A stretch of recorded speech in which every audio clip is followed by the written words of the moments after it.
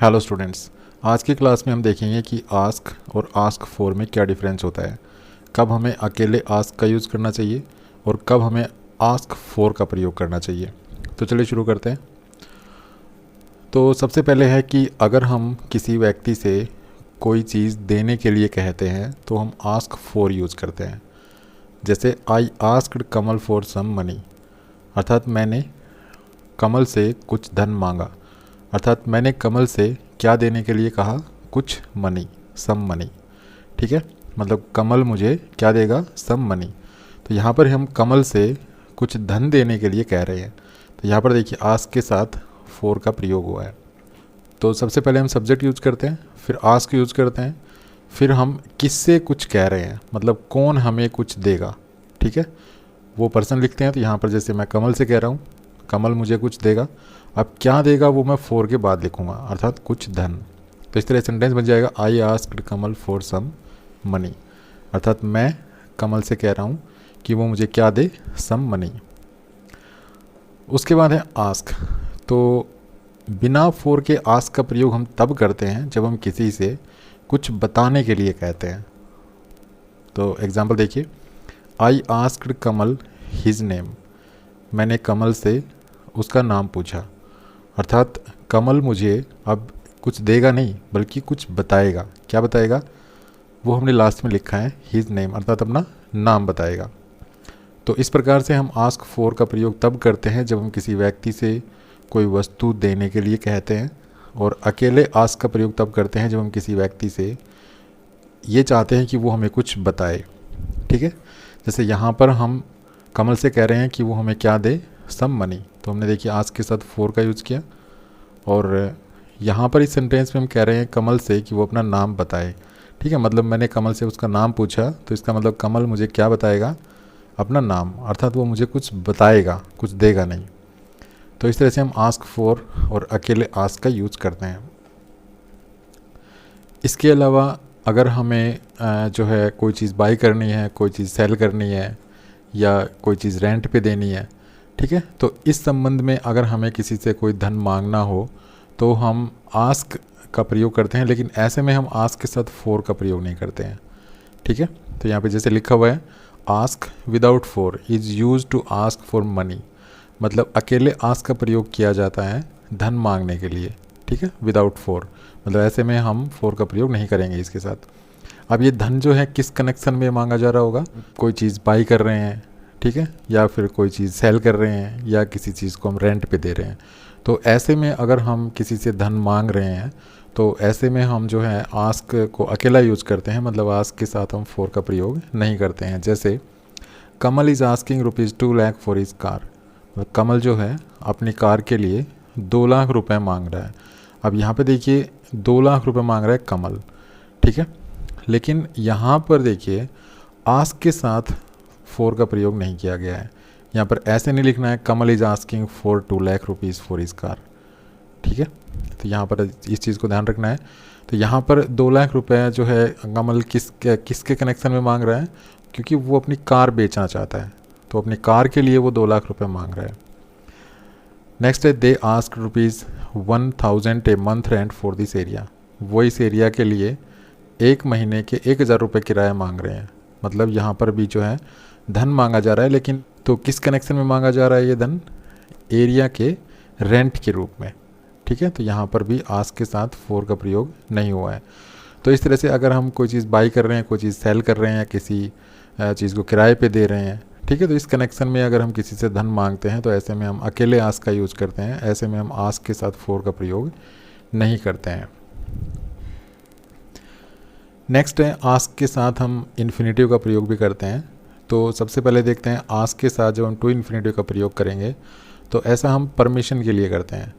ठीक है, जैसे हम किसी से परमिशन मांगते हैं तो हम आस्क के साथ टू इन्फिनेटिव का प्रयोग करते हैं। जैसे I asked to go home, मैंने घर जाने के लिए पूछा, मतलब I asked permission to go home, मैंने घर जाने की परमिशन मांगी। तो यहाँ पे देखिए आस्क के साथ टू इन्फिनेटिव का प्रयोग किया गया है। उसके बाद है हम आस्क के साथ ऑब्जेक्ट का प्रयोग करते हैं, और फिर ऑब्जेक्ट के बाद इन्फिनेटिव का प्रयोग करते हैं। तो ऐसा हम क्यों करते हैं, ऐसा हम तब करते हैं जब हम किसी से कोई कार्य करने के लिए कहते हैं। जैसे I asked Kamal to go home, मैंने कमल से घर जाने के लिए कहा। मतलब यहाँ पर देखिए आस्क है, आस्क के बाद ऑब्जेक्ट है, ऑब्जेक्ट के बाद टू इन्फिनेटिव है। तो यहाँ पर इसका मतलब क्या हुआ कि I told Kamal that I would like him to go home, मतलब मैं चाहता हूँ कि कमल घर जाए, इसलिए मैं यहाँ पे कह रहा हूँ कि I asked Kamal to go home, अर्थात मैंने कमल से घर जाने के लिए कहा। ठीक है, नेक्स्ट देखिए I asked Kamal to open the window.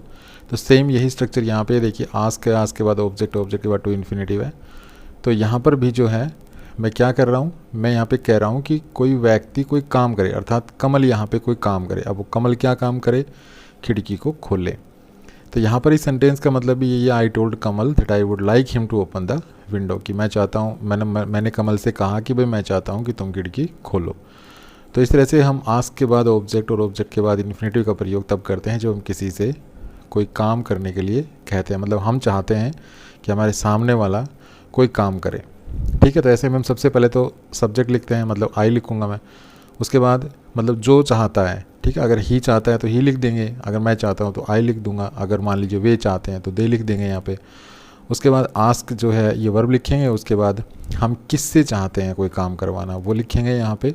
ठीक है, उसके बाद टू इन्फिनेटिव फ्रेज लिख देंगे, मतलब हम चाहते हैं इससे, ठीक है, क्या करना, ये करना, ये हम टू इन्फिनेटिव में लिखेंगे। जैसे मैं यहाँ पे चाहता हूँ कमल से कि वो घर चला जाए, तो यहाँ पे टू गो होम मैंने लास्ट में लिखा है।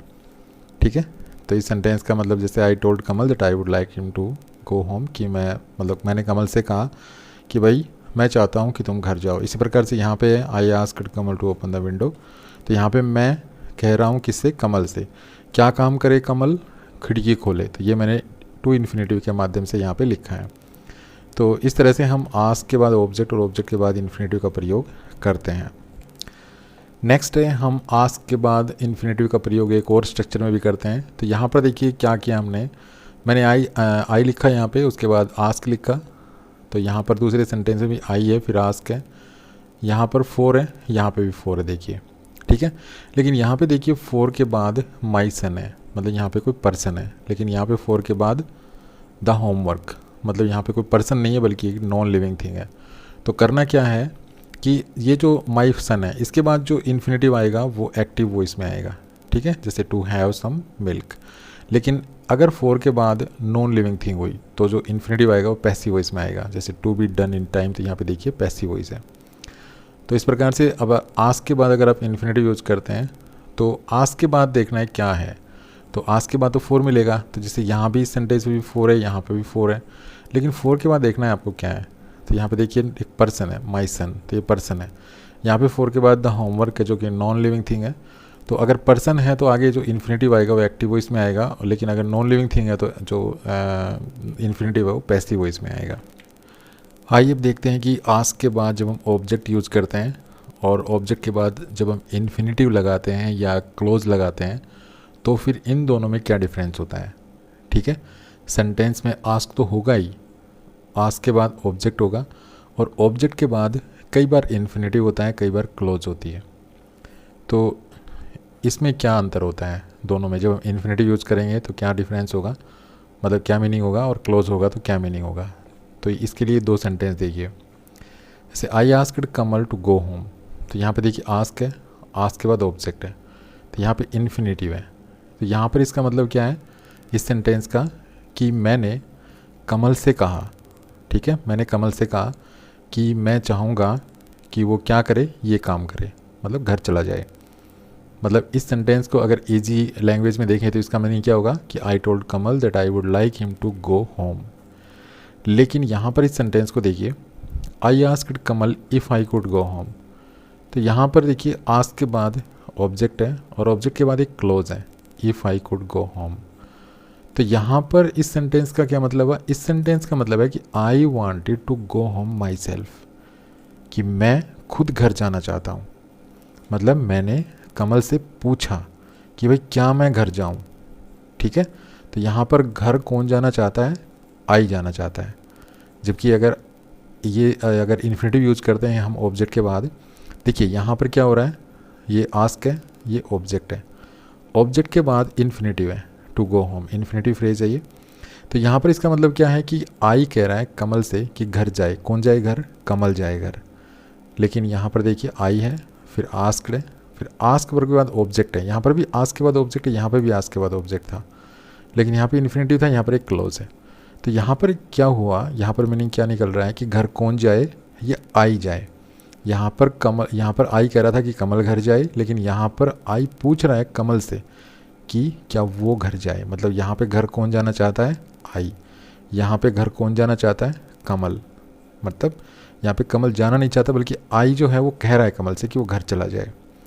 ठीक है, तो ये डिफरेंस होता है यहाँ पर जो आस्क के बाद ऑब्जेक्ट और ऑब्जेक्ट के बाद जब इस तरह से इन्फिनेटिव और क्लोज यूज़ करते हैं। तो कैसा लगे वीडियो? अगर वीडियो अच्छा लगा तो प्लीज़ को लाइक कीजिए, शेयर कीजिए, चैनल को सब्सक्राइब करना ना भूलें। Thanks for watching this video. Happy learning. Bye bye.